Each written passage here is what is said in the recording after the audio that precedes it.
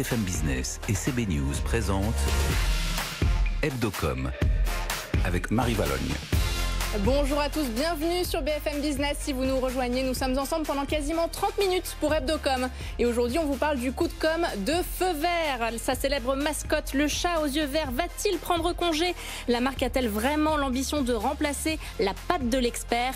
Vincent Claes, directeur marketing, communication et digital de Feu Vert, sera sur notre plateau d'ici quelques minutes.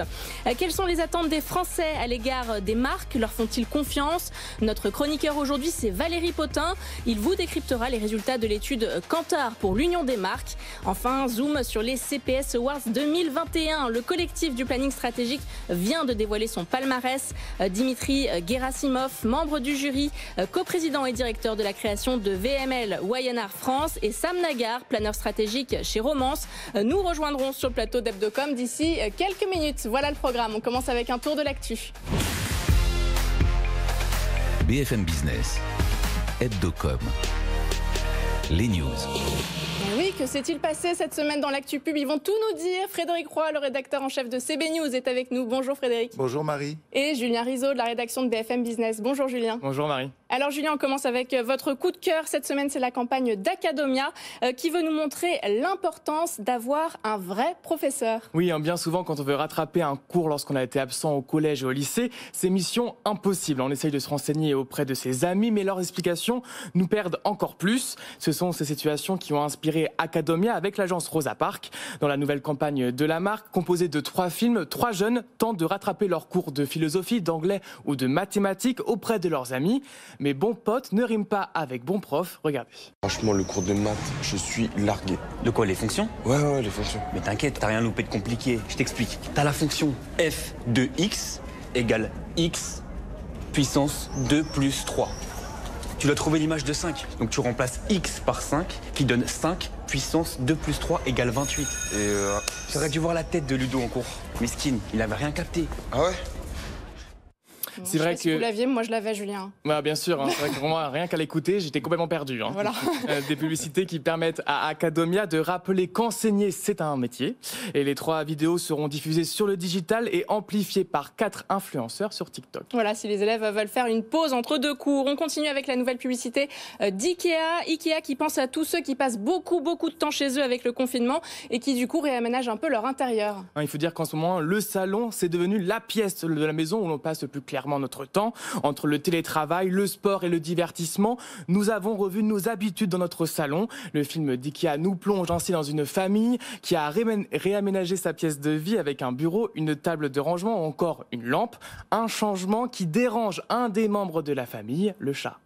J'étais dans mon salon, tranquille, et d'un coup, ils ont décidé de m'envahir. Attention, je les aime bien, hein. Mais franchement, ils font des trucs chelous. Comme si j'étais pas là. Ils sont toujours dans mes pattes. Mais c'est quoi cette blague? Il y a un bureau dans le salon maintenant? Bon, c'est vrai que c'est au poil ici, mais ils auraient pu me demander avant. Ils sont chez moi comme... Vas-y, lâche-moi la patte, toi. Le chat est dérangé par la famille qui, à cause du confinement, reste à la maison. La crise sanitaire a fait grandir les besoins d'équipement et ça, Ikea l'a bien compris. C'est pourquoi il baisse ses prix. La campagne réalisée par Éric Judor et portée par la musique du film Le Grand Blond est signée par l'agence Buzzman. Et on termine avec Adidas qui ressort un de ses slogans. Oui, Impossible is Nothing, la marque de sport, reprend la signature de ses publicités de 2004. Dans sa nouvelle campagne, elle met en scène des égéries qui ont réussi grâce à leur optimisme. Chaque publicité est consacrée à une personnalité. Sous fond d'images d'archives, une voix off nous explique leur philosophie de vie, comme par exemple celle de Paul Pogba. Il n'a jamais considéré que les règles réduisaient le champ des possibles. Tracer sa route, imposer son style. Incarner le jeu à sa manière. Devenir une icône. Au total, la campagne est composée de 17 vidéos d'1 minute. Parmi elles, Beyoncé, le youtubeur Ninja, le basketteur Damien Lillard ou encore l'équipe néo-zélandaise de rugby. Des publicités pour promouvoir la réussite et l'obstination. La campagne est également déclinée en print où l'on voit le regard de plusieurs dizaines d'ambassadeurs associés à une citation sur leur philosophie de vie. Et une campagne signée Adidas. Merci Julien Rizzo. Frédéric, je crois que vous avez été séduit par Décathlon cette semaine. Oui, On se met tous au sport. Ouais, sauf sauf moi. C'est très simple. Alors c'est quoi cette campagne? En fait, c'est une petite campagne ou une grande campagne, ça dépend comment on regarde les choses, parce que c'est 20 spots de 12 secondes et pas 12 spots de 20 de Décathlon, très simple. En fait, ce que j'ai bien aimé, c'est qu'on dit souvent que les déclinaisons digitales ou les campagnes digitales sont pas terribles, sont pas très développées, et là, au contraire, c'est exactement le contraire. C'est effectivement un tout petit film de 10 secondes où on voit quelqu'un qui court ou une bande de mômes qui boivent ou etc. Quelqu'un qui joue au tennis contre un mur, et il y a juste une petite signature. Le sport rend meilleur l'eau, il rend meilleur les dimanches, il rend meilleur les murs, etc. Je trouve que c'est très habile, très bien ficelé. Voilà, le sport rend tout meilleur. Tout meilleur, sauf moi. Merci Frédéric Allais, Hebdocom, ça continue. BFM Business, Hebdocom. L'invité. Et donc la campagne Décathlon, c'était signée par l'agence Romance. Quand une mascotte de marque est irremplaçable, si je vous dis la patte de l'expert, bien forcément vous pensez au chat de Feu Vert. Le directeur marketing, communication et digital de la marque est avec nous. Bonjour Vincent Claes. Bonjour Marie. Bonjour Merci Frédéric. d'être avec nous aujourd'hui. Alors Feu Vert, c'est un groupe fondé en 1972, 6400 collaborateurs. Vous êtes présents en France, en Espagne, au Portugal. Et début avril, vous avez décidé de mener une petite campagne en France. Vous avez décidé de nous faire une petite surprise. Vous nous avez annoncé que votre mascotte s'en allait. Non mais tu peux pas nous quitter.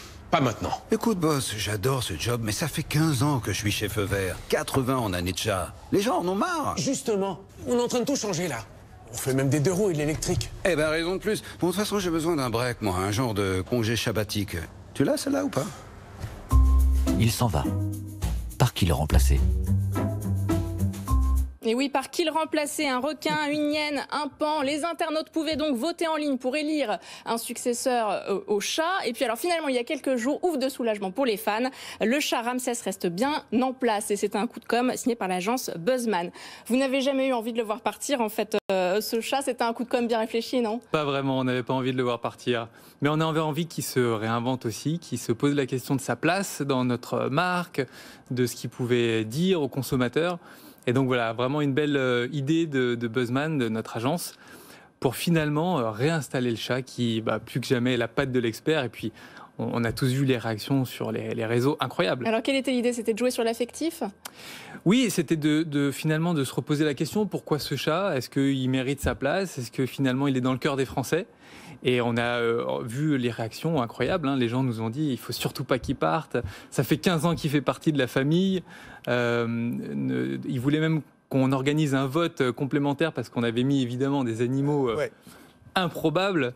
Un paon, un requin. Et vous leur avez fait passer des castings. Et on leur a fait passer des castings. Et les spots sont actuellement à la télévision. Alors on ne peut pas s'en passer quand même. On va regarder le casting du paon. Casting mascotte Feu Vert.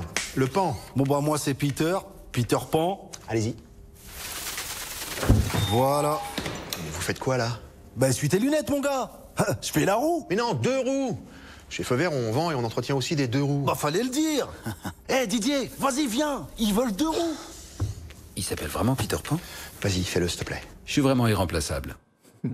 Irremplaçable. D'ailleurs, dans la compétition, parce que vous avez changé d'agence, et donc Buzzman est celle qui a gagné, mais dans la compétition, dans le brief, le chat était inscrit, c'était obligé, ou il y avait une ouverture pour les agences, à défaut d'avoir un autre animal, mais de partir sur une piste complètement différente? Nous-mêmes, on s'est posé la question de la place du chat. Et en fait, dans les premiers rendez-vous qu'on a fait avec les agences, on a posé la question. À votre avis, est-ce qu'il faut garder le chat? Et ça a été un moyen aussi de voir si on avait des agences qui répondaient, qui avaient bien compris notre problématique, et puis qui pouvaient nous emmener vers quelque chose qui marque les esprits et en même temps qui répondent à nos objectifs commerciaux et de notoriété. C'est quand même dépendant. Vous vous retrouvez dépendant malgré tout d'une mascotte. Alors c'est certes Michelin doit avoir une mascotte depuis je sais pas 100 ans ou plus, mais bon, c'est quand même aussi un peu entre guillemets contraignant. C'est génial, mais c'est... Là, ça faisait 15 ans, c'est ça? Ça faisait 15 ans, et forcément, on se pose des questions au bout d'un moment. On a besoin de se confirmer les choses, aussi de savoir est-ce que vraiment il est dans l'esprit des gens. Forcément, c'est un marqueur d'attribution. On passe une campagne, et forcément, on met le chat blanc aux yeux verts, l'attribution, elle est automatique. Mais on veut savoir si ça va plus loin que ça, si finalement, on a encore besoin de cette icône. Et la réponse, elle est oui, on en a besoin. Et puis surtout, elle sert le message, elle sert la marque, elle soutient nos valeurs. On s'est demandé par exemple, est-ce qu'un chat c'était toujours approprié? Est-ce que notre marque elle avait évolué depuis 15 ans au point que c'est un animal qui correspondait toujours à nos valeurs? Mais oui, c'est le cas parce que c'est l'animal préféré des Français. Là, j'ai vu tout à l'heure, on repassait la pub Ikea. Ils ont aussi utilisé le chat à la maison. Hein. C'est un animal qui marque. Et puis, pour nous, c'est aussi des valeurs qui sont proches parce que un chat, c'est un animal qui est proche. Et nous, au Feu Vert, on est en proximité des gens. C'est aussi un animal qui est associé à l'intelligence. Et nous, on doit fournir des solutions aux personnes. Et puis enfin, on est une marque qui est indépendante, on est un peu hors réseau, on a ce ton qui est un peu décalé. Et puis le chat, c'est aussi ça, c'est aussi à la fois les bêtises, cette capacité à être un peu indépendant et à défendre son territoire et défendre les automobilistes. Donc il reste bien en place. Vous changez par la même occasion votre identité visuelle, votre logo change un peu, le jaune qui était sous la marque Feu Vert disparaît, maintenant il y a juste Feu Vert écrit en vert. Votre signature de marque, la patte de l'expert, est remplacée temporairement par... rien ne remplace l'expert. Voilà, rien ne remplace l'expert. Pas facile du coup à retenir tout de suite. Oui. Comment ça va se passer tout ça pour être changé dans les centres auto? Comment vous organisez ce changement? Alors c'est un changement toujours progressif. Hein. Évidemment, on change d'abord tous les supports qui sont rapides à changer, donc sur le numérique, le digital, les réseaux sociaux. Toutes nos communications et tout ce qu'on produit désormais. Et puis ensuite, pour les enseignes, ça va avec les changements de concept, comme on le fait dans les réseaux, quand on fait évoluer les enseignes. Voilà, on a déjà ouvert au moins 2 magasins avec cette nouvelle enseigne en façade. Et voilà, c'est très beau. Et alors pour le logo, pourquoi il est plus épuré? Alors c'était important pour nous. Là encore, on voulait marquer à la fois une transformation interne qui s'est réalisée depuis déjà 2 ans avec des nouveaux services, l'électrique qui arrive chez Feu Vert, quelque chose aussi qui est plus vert, qui montre aussi notre rapport plus fort à l'écologie. Et puis, c'est aussi des choix techniques, parce que quand on exprime un logo depuis les années 90, il n'avait pas changé, le digital a tout bouleversé. Et quand on utilise un logo, on doit pouvoir maintenant avoir une identité de marque qui fonctionne de l'écran qui est tout petit sur un smartphone jusqu'au 4:3 très grand. Et donc, il nous fallait une identité visuelle qui nous permette, qui ait cette souplesse-là, de communiquer sur tout type de support et tout type d'univers, électrique, entretien, service. C'est ça qui est en train de changer pour l'automobile et pour vous, c'est que c'est plus juste des autos, on est plus dans les nouvelles mobilités aussi, sur l'électricité, donc vos services changent également? Oui, absolument. Là, en plus, le confinement a accéléré les choses. Les gens étaient parfois bloqués chez eux. Il a fallu que, quand ils tombent en panne de batterie, on aille jusqu'à chez eux. Donc, on a développé beaucoup de services pendant cette période. Et puis, toute cette campagne et cette identité, c'est aussi parce que c'est l'année qui annonce pour Feu Vert qu'on s'occupe du 4 roues, mais aussi du 2 roues. 2 roues. Et le 2 roues, c'est un vrai changement. C'est un changement pour nous, dans nos magasins. Et le PAN, du coup, en parle, c'est ça. Et c'est le PAN qui en parle, parce qu'il arrive et il est tout seul. Alors, il appelle son copain pour faire 2 roues. Alors, qu'est-ce qu'il va nous dire, le requin? Je crois que c'est au mois de juin, c'est ça, à la prochaine? C'est ça, c'est un peu plus tard qu'il arrive. Alors, lui, il parlera du pneu. On est plus connu sur ce domaine. Et évidemment, il annoncera, vous le découvrirez... Bon, forcément, vous l'avez compris, son casting ne va pas très très bien se passer non plus. Merci Vincent Claes d'avoir été avec nous aujourd'hui. Je rappelle que vous êtes directeur marketing, communication et digital de Feu Vert. BFM Business, Hebdocom, l'édito. Quelle est la perception? Quelles sont les attentes des consommateurs vis-à-vis des marques? Décryptage aujourd'hui avec Valérie Potin, journaliste spécialiste des médias et des stratégies de marque. Bonjour Valérie. Bonjour Marie. Alors nous revenons avec vous aujourd'hui sur les résultats d'une étude réalisée début 2021 par Kantar et présentée le 15 avril dernier dans le cadre de la webconférence Sa marque organisée par l'Union des marques. Alors quels sont les enseignements de cette étude, Valérie? C'est une étude qui est porteuse de bonnes nouvelles, déjà puisqu'on y apprend que 80% des Français renouvellent leur confiance, réaffirment leur confiance aux marques locales, régionales et françaises. Elle nous apprend aussi, cette étude, qu'ils attendent de ces dernières et même plus largement de toutes les marques qu'elles s'engagent pour l'environnement, au sens le plus large du terme, social, écologique, environnemental, etc. Et ils sont d'ailleurs 43% à estimer que ce sont ces marques qui pourront avoir le plus d'impact pour lutter contre les dommages environnementaux, même si dans le même temps, seul un Français sur 5 est capable de citer une marque réellement investie sur ce terrain. L'autre rappel intéressant, c'est que les Français sont 46% à se déclarer prêts à payer plus cher pour une marque ayant un petit supplément d'âme. Alors il faut entendre par là que sa raison d'être dépasse la simple vente d'un produit pour générer un profit. Donc on peut y voir une évolution vers des comportements plus vertueux et responsables des consommateurs. Vous n'avez vraiment pas l'air convaincu, Valérie. Ça se voit tant que ça. Oui, non mais il faut rester très prudent en fait, parce que cette pandémie et toutes les restrictions qu'elle a entraînées, elle a finalement créé un environnement qui est très inhabituel. Et il est vrai que si la situation semble avoir facilité la prise de conscience et le passage à l'acte, il ne faut pas oublier qu'un grand nombre des changements comportementaux ont été imposés et ils ont été subis, ils le sont toujours d'ailleurs. Donc rien ne prouve qu'ils se poursuivront, ces comportements, une fois la crise terminée. Alors on a quand même des signes qui sont très encourageants. En 2020, on a très clairement plus consommé de produits écologiques, de produits bio, de produits locaux et un petit peu moins de produits carnés. Mais même si l'étude, elle relève aussi qu'il n'y a pas eu de report massif des consommateurs sur les premiers prix et sur le hard discount, le prix quand même reste et de loin le facteur discriminant et le plus déterminant dans le choix. Et le fait que le prix n'ait pas été encore trop déterminant semble-t-il en 2020, il peut autant pour le moment révéler soit la vraie prise de conscience dont on vient de parler, soit tout autant la restriction des dépenses imposées par la fermeture des magasins qui a augmenté mécaniquement et artificiellement le pouvoir d'achat. Mais il restera quand même quelque chose de ces bons comportements. Bah oui, heureusement oui. Oui. Il y a forcément un effet cliquet sur les comportements et sur l'état d'esprit des Français. L'étude d'ailleurs, elle souligne une baisse des consommateurs dits désimpliqués et une augmentation de ceux qu'on appelle les consommateurs, c'est-à-dire ces consommateurs qui décident d'acheter plus responsables et qui sont par ailleurs très influent auprès des autres catégories de consommateurs. L'autre information intéressante, c'est que 84% des consommateurs se déclarent aujourd'hui prêts à aider les marques à progresser sur leur offre et sur leur circuit de distribution en contrepartie d'engagements sincères et visibles sur les sujets de RSE. Ça, c'est une très bonne nouvelle pour les marques qui n'ont de cesse de nous rappeler que le consommateur doit être au centre de leurs préoccupations. Elles ont désormais toutes les cartes en main pour nous aider à sauver le monde. Ben voilà. Et ben voilà. Merci Valérie Potin pour cet édito. BFM Business, Hebdocom, le Zoom. Quand la pub récompense ses stratèges, le collectif du planning stratégique vient de dévoiler le palmarès des CPS Awards 2021. Un prix qui récompense la justesse, l'originalité, la rigueur et la capacité inspiratrice de la réflexion, rien que ça. Alors pour en parler, nous recevons Sam Nagar, planeur stratégique chez Romance. Bonjour. Bonjour. Et à vos côtés, c'est Dimitri Gerasimov, membre du jury et co-président et directeur de la création de VML Wayanar France. Bonjour. Dimitri. Alors parmi les cas récompensés, on trouve les réalisations de Burger King pendant le confinement, par l'agence Buzzman, Intermarché avec Romance que vous représentez aujourd'hui, Pierre et Vacances avec Rosa Parks. Pourquoi elles sortent du lot, toutes ces campagnes ? Je pense que déjà, il y a une forte cohérence stratégique qu'il y a dedans.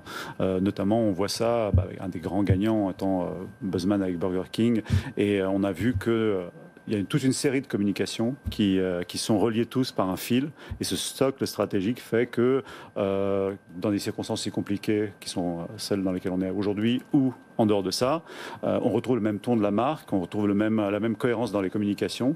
Et donc ça, c'est un peu le ciment, le socle. Voilà. Donc du coup, c'est ce qu'on retrouve le plus dans les campagnes fortes qui ont gagné. C'est un prix quand même très particulier, parce que là, on prime pas la beauté, l'élégance, la qualité, mais la stratégie, le planning stratégique. Moi, j'ai envie de demander à Sam, déjà, c'est quoi, pour les gens qui nous regardent et nous écoutent, un planeur stratégique? Alors, un planeur... Pas forcément évident. Oui, bien sûr. En 2 mots.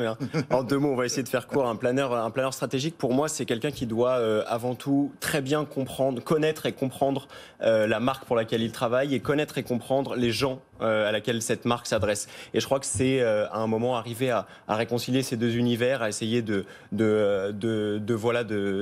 le discours pour qu'il soit entendable le mieux possible par les cibles visées par la marque, et essayer d'avoir une cohérence et une justesse de ton, orienter la réflexion aussi créative pour pouvoir donner corps à cette idée stratégique.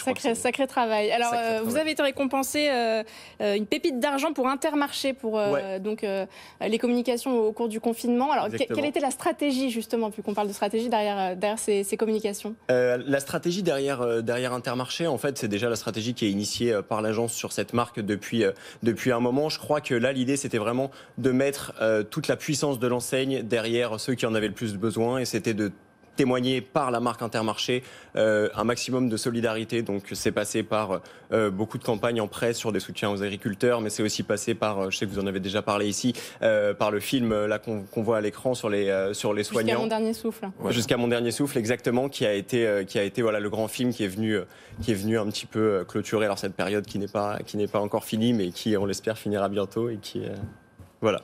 Alors, Dimitri Gerasimov, il y a aussi une campagne dont je voulais parler, c'est celle de Pierre et Vacances, qui est signée par l'agence, je vais vous le dire tout de suite parce que j'ai pas envie de dire de bêtises, Rosa Parks. Et donc là, l'idée, c'était de parler du télétravail. Là encore, c'est parce qu'on accompagne les Français dans cette période que la campagne est remarquée. En fait, cette campagne-là, comme plusieurs autres campagnes, ont essayé de traiter justement avec intelligence et bienveillance ce qui se passe dans la société aujourd'hui. Donc du coup, c'est vrai que le télétravail, ça a été un des pans qui a été abordé par cette campagne-là. Il y a l'aide à ceux qui en ont besoin, qui a été abordé par Intermarché. Voilà, et puis ça faisait partie de ces Finalement, c'est les marques qui ont communiqué alors qu'ils sont récompensés.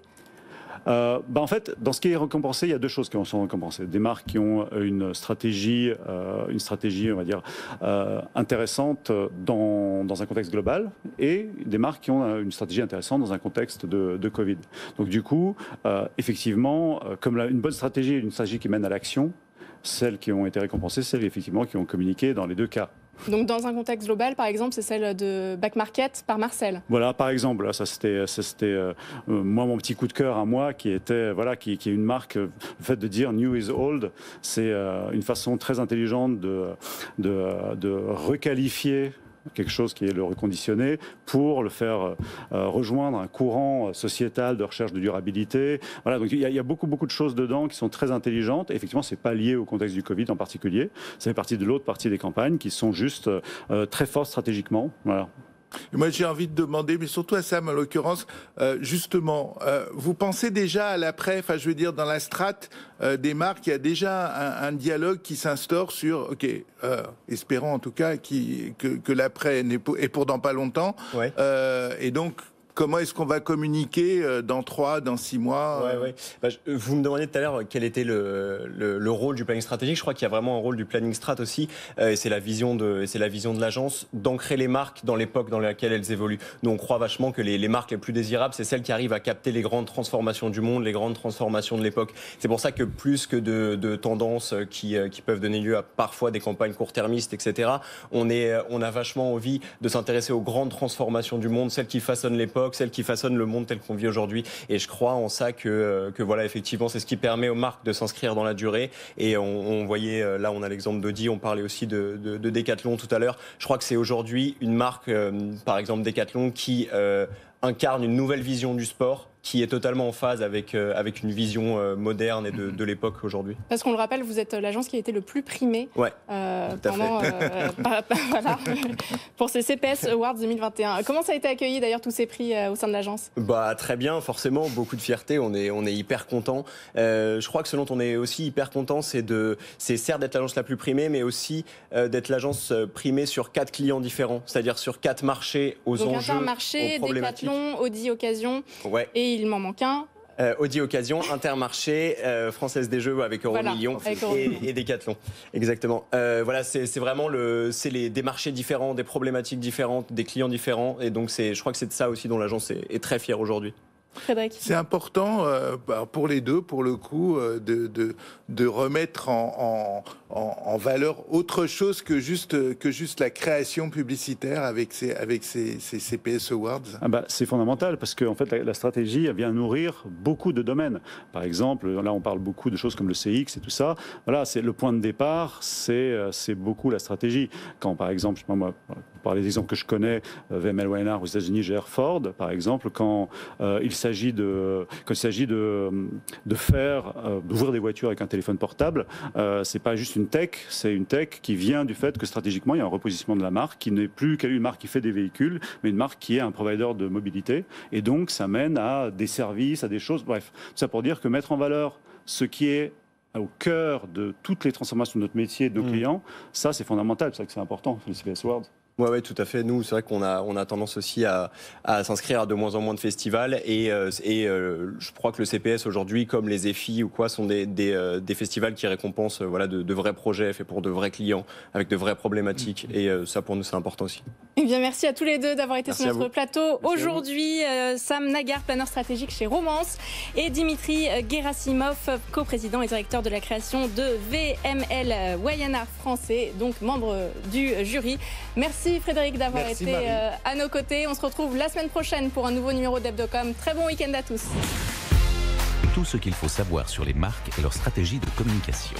Hebdocom sur BFM Business.